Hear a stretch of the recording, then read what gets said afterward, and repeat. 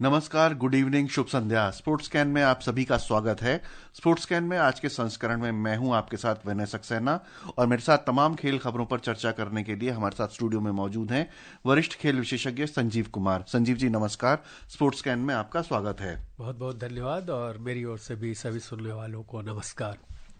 सबसे पहले बात करते हैं मुख्य समाचारों की। कुश्ती में भारत के पहलवान चिराग ने अल्बानिया के तिराना में अंडर 23 कुश्ती विश्व चैंपियन 2024 में स्वर्ण पदक जीता। महिला हॉकी एशियाई चैंपियनशिप ट्रॉफी भारत में 11 से 20 नवंबर तक खेली जाएगी।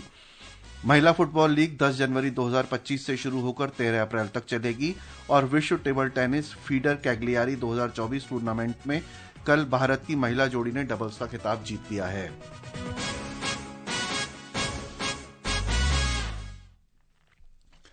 कुश्ती में भारत के पहलवान चिराग ने अल्बानिया के तिराना में अंडर 23 कुश्ती विश्व चैंपियनशिप 2024 में स्वर्ण पदक जीता है।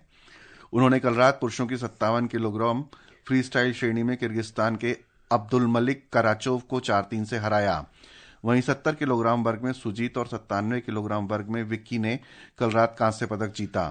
सुजीत ने ताजिकिस्तान के मुस्तफो अखमदोव को 13-4 से हराया और विक्की ने यूक्रेन के इवान प्राइमचेंको को 7-2 से हराया और अंडर 23 विश्व चैंपियनशिप में हैवीवेट वर्ग में पदक जीतने वाले पहले भारतीय बन गए।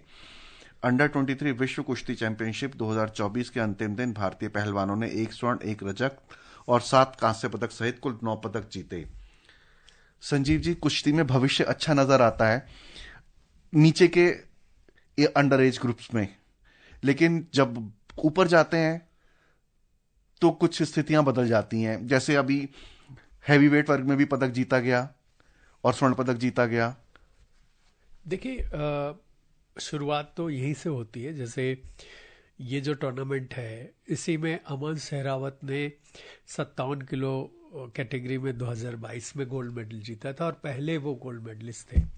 हालांकि ट्रेडिशनली ऐसा रहा है कि जो लाइट वेट है, मिडिल वेट है, उसमें भारतीय पहलवान पुरुष या महिला वर्ग में अच्छे होते हैं। Heavy weight, super heavy weight जो अब आगे बढ़ते जाते हैं तो उसमें बहुत अच्छे नहीं रहे हैं। उसकी वजह है कि ट्रेडिशनली आप देखें तो यूएसएसआर, जो अब रशियन अलग अलग देश हो गए, उधर के हैं, ईरान के हैं, कई देशों के उधर के पहलवान जो है वही मेडल जीतते हैं। उनका डोमिनेशन रहा है और हम मान के चलते हैं कि हम इसमें अच्छे हैं, क्योंकि कोई इतिहास में बहुत कम हमारे पहलवान हुए हैं।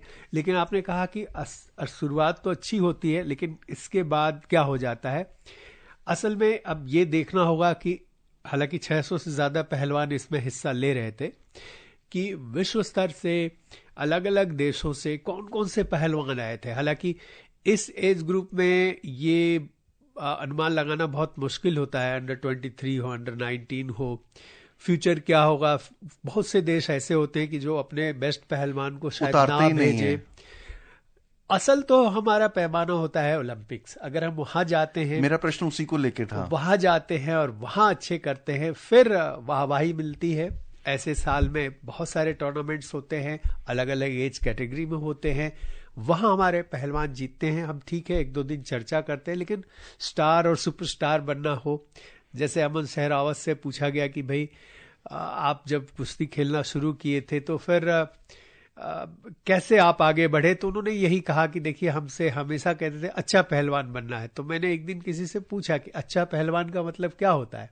छोटे थे जब वो 13, 14, 15 साल के, तो उनसे यही बताया गया कि ओलंपिक्स में जीतने का मतलब अच्छा पहलवान होता है। तो उस दिन से मैंने ठान लिया कि सब जगह जीतूंगा, लेकिन ओलंपिक्स में तो जीतना ही है। तो यही मेरा कहना है कि अच्छे पहलवान की एक पहचान वही है कि ओलंपिक्स में वो जीतता है कि नहीं। तो लेकिन हाँ, हमें तारीफ करनी होगी। और जैसा मैं रिकॉर्ड देख रहा था, पिछली बार के संस्करण में भी हमारे पहलवानों ने 9 मेडल जीते थे, इस बार में भी 9 जीते हैं। एक गोल्ड मेडल है। और मान के चले कि जब अमन सहरावत ने वहां एक गोल्ड जीता था, फिर आगे उन्होंने जीता, एक रितिका हुडा ने भी जीता था, अब ये जीत रहे हैं। तो कुल मिला के भविष्य तो अच्छा है जी।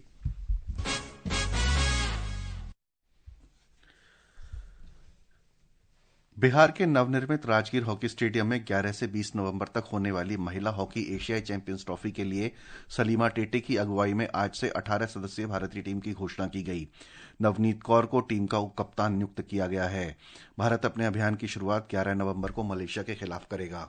भारत ने पिछले साल रांची में हुए आयोजन में खिताब जीता था, लेकिन उसके बाद से टीम के प्रदर्शन में गिरावट आई है। इस महाद्वीपीय प्रतियोगिता में टीम को मौजूदा ओलंपिक रजत पदक विजेता चीन, जापान, कोरिया, मलेशिया और थाईलैंड सहित 5 अन्य देशों से कड़ी प्रतिस्पर्धा का सामना करना पड़ेगा। टीम में गोलकीपर की भूमिका अनुभवी सविता और उभरती प्रतिभा बीचू देवी खारीबाम साझा करेंगी। रक्षा पंक्ति की जिम्मेदारी उदिता ज्योति, इशिका चौधरी, सुशीला चानू, पुखराम बम और वैष्णवी विट्ठल फाल्के के पास होगी। मध्य पंक्ति में टेटे के साथ नेहा, शर्मिला देवी, मनीषा चौहान, सुनीलिता टोपो और लाल रेमिस्यामी टीम को मजबूती प्रदान करेंगी। अग्रिम पंक्ति में नवनीत कौर, संगीता कुमारी, दीपिका, प्रीति दुबे और ब्यूटी डुंगडुंग टीम की मारक क्षमता को बढ़ाएंगी। सुशीला और ब्यूटी चोट से उबरने के बाद टीम से वापसी कर रही हैं। सरफिरोजी, स्पोर्ट्स कैन।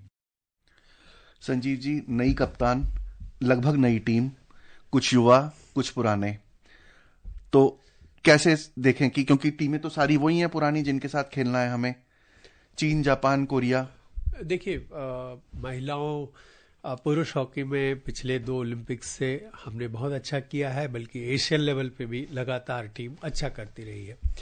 लेकिन अपेक्षित सफलता महिला वर्ग में हमें नहीं मिला है, क्योंकि ओलंपिक्स में भी नहीं क्वालिफाई कर पाए। तो ये एक, जैसा अभी हम चर्चा मनोबल भी कुछ गिरा होगा टीम का। जी, कुश्ती पर चर्चा कर रहे थे। ये उन सारे खेलों में है जो ओलंपिक स्पोर्ट में है, और हम अगर ओलंपिक्स के लिए क्वालिफाई नहीं कर पाते, एशिया में अपना दबदबा नहीं बना पाते, तो फिर अब आप छोटे मोटे टूर्नामेंट जीतते रहें, वो कोई वैसी पहचान नहीं मिलती। यहाँ 2 बातें हैं कि एक तो राजगीर जैसी जगह पे है जहां पर बहुत उत्साह होगा। मैं इमेजिन कर सकता हूं कि वहां पर खचाखच स्टेडियम भरा होगा, लोगों के लिए एक नया अनुभव होगा। बिल्कुल, भारत को होम सपोर्ट मिलेगा, और जो वो एस्ट्रोटर्फ वहां नया स्टेडियम बना है वहां पर प्रैक्टिस करने को ज्यादा मिलेगा, तो होम एडवांटेज भारत को रहेगा और दर्शकों का समर्थन भी रहेगा। और जैसा कि प्लेयर कहते हैं कि 12वें खिलाड़ी वही होते हैं, देश में या विदेश में खेले, तो अच्छा करना चाहिए। मुझे लगता है कि कुछ कमियों को पूरी करके भारतीय टीम उतरेगी, और नए जो खिलाड़ी आ रहे हैं उनमें नई ऊर्जा होती है, एक नई सोच होती है, एक नया कॉम्बिनेशन होता है। हाल में हॉकी के एक जो उप कप्तान है पुरुष हॉकी के, उनसे एक सवाल किया गया कि भाई, आप टीम लगातार 2 ओलंपिक्स में मेडल जीत चुकी है, क्या बदलाव हुआ पहले से अब तक? उन्होंने कहा कि देखिए, नए और पुराने खिलाड़ियों का मिश्रण होना जरूरी है और उससे नई ऊर्जा मिलती है। वही हम देख रहे हैं कि महिलाओं की टीम में भी होने वाला है। उम्मीद करें कि बढ़िया रिजल्ट आए।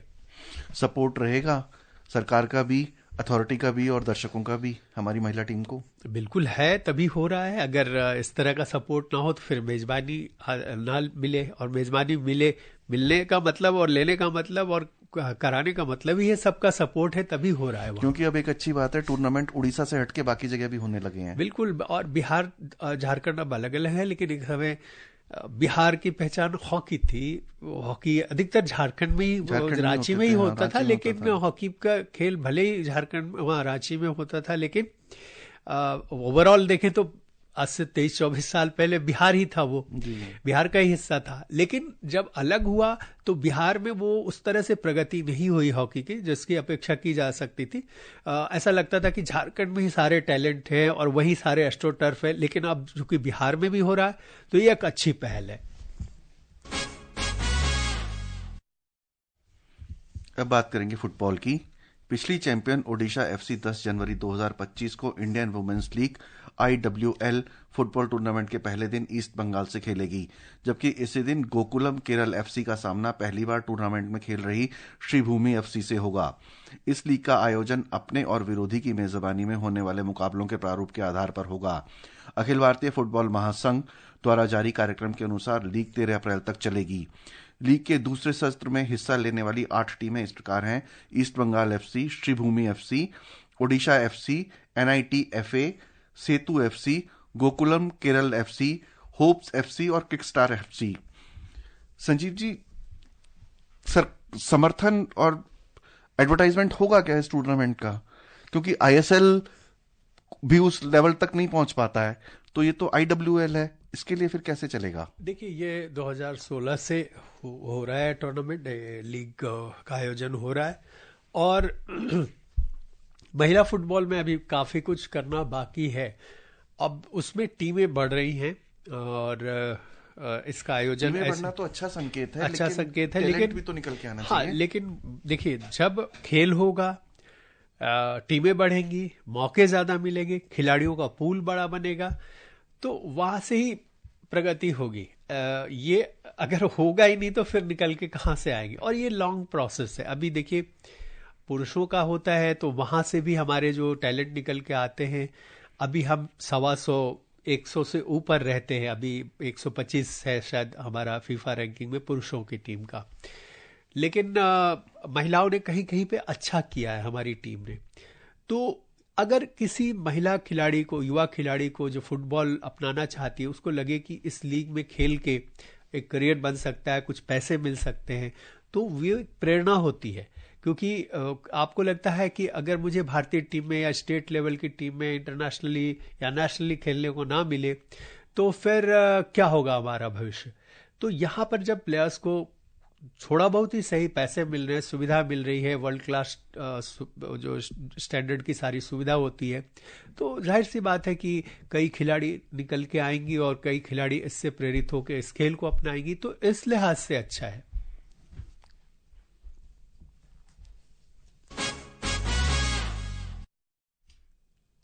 भारत के विक्रमादित्य चौफला को अखिल भारतीय रेक्टेलॉन ओपन में संयुक्त अरब अमीरात के मोहम्मद कुबा से हारकर रजत पदक से संतोष करना पड़ा। इस प्रतियोगिता में भारत के आदित्य पटेल तीसरे स्थान पर रहे। महिला वर्ग में नाहिद दिवेचा चैंपियन बनी, जबकि शिखा बरासिया और तारा भंडारे दूसरे और तीसरे स्थान पर रहीं। रेक्टेलॉन टेबल टेनिस, बैडमिंटन, टेनिस और स्क्वैश जैसे 4 रैकेट खेलों का संयोजन है।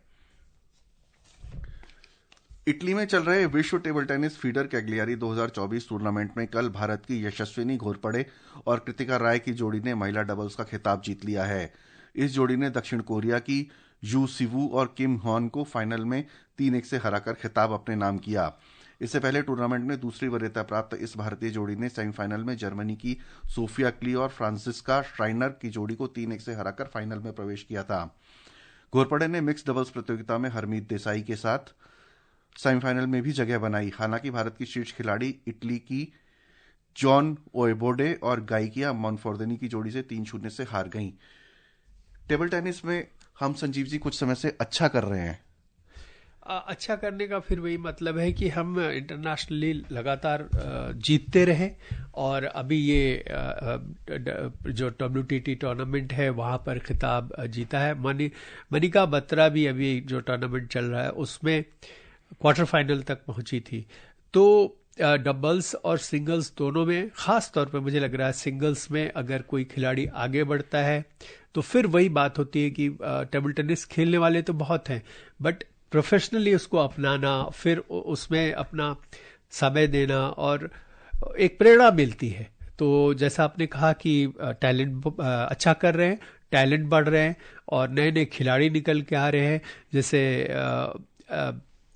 अभी जो मुखर्जी, श्रीजा अकुला और अकुला है, और इन दोनों ने बहुत ही अच्छा किया। डबल्स में हम ये ना देखें कि डबल्स में चाइनीज को हराना एक्सपेक्ट नहीं कर पा रहे थे। जी।